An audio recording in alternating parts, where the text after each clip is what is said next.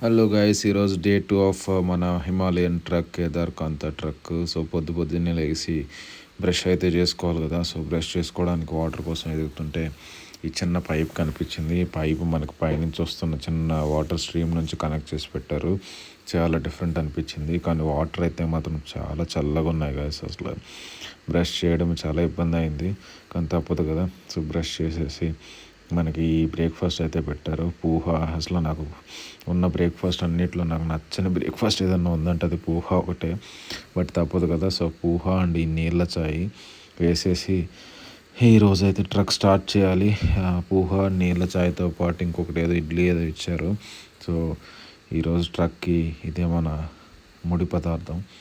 So ఇక్కడ నుంచి బయలుదేరాల్సి ఉంది, కానీ మనకు ఆ బ్రేక్ఫాస్ట్ సరిపోక సరే అని చెప్పి టైం ఉంది కదా అని చెప్పి పక్కన దాబా ఉంటాయి, ఇట్లా దాబాస్ ఉంటాయి గైస్. సో అక్కడక్కడ దాబాస్ ఉంటాయి. లోకల్స్ వాళ్ళు దాబాస్ అరేంజ్ చేస్తారు. వాళ్ళు మ్యాగీ ప్యాకెట్స్, బ్రెడ్స్, కొంచెం ఎక్స్పెన్సివ్ వస్తే ఆలు పరోటా వరకు కూడా వాళ్ళు ఇస్తారు. సో ఈ దాబాల్లో మనమైతే ఒక బ్రెడ్ ఆమ్లెట్ వేసేసి ఇంక డే స్టార్ట్ చేయాలి. అది బ్రెడ్ కాదు, యాక్చువల్గా బన్ ఆమ్లెట్, బన్నో బ్రెడ్ ఏదో ఒకటి. సో మనం స్టార్ట్ చేసే ముందు అయితే కొంచెం టైం దొరికింది మనకి. సో ఇలా టెంట్లోకి వచ్చి టెంట్ బయట నుంచి 4-5 స్టిల్ కొట్టేసాము. సో నిన్న నైట్ అయితే నేను హనుమాన్ చాలీసా బుక్ చదివాను. హనుమాన్ చాలీసా బుక్ క్యారీ చేశాను నేను, ఎందుకంటే మన సిగ్నల్స్ ఎలాగో ఉండవు కాబట్టి మన ఫోన్ ఫుల్ డెడ్ అయిపోతుంది.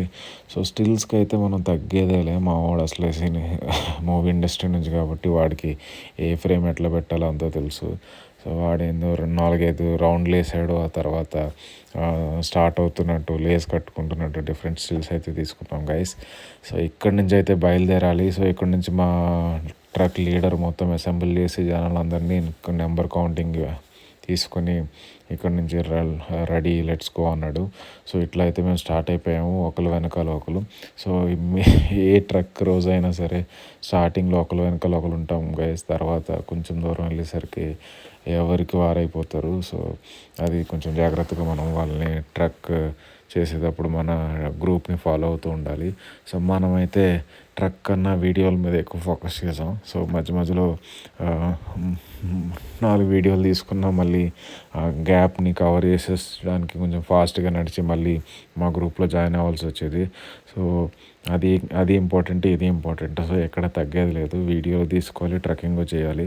సో ఇట్లా చూస్తూ ఉంటే మీకు మధ్యలో వెనక్కి ఎంత ఎక్కారు అని వెనక్కి తిరిగి చూస్తే ఆ హిమాలయన్ వ్యూ అయితే అసలు అదిరిపోయింది, అసలు క్యాక్ ఉంది. ఒకటే మాకు డిసప్పాయింట్మెంట్ ఏంటంటే స్నో ఎక్కడ తగలలేదు, స్నో లేదు పొరపాటును కూడా. ఎక్కడో పీక్లో కొన్ని మైళ్ళ దూరంలో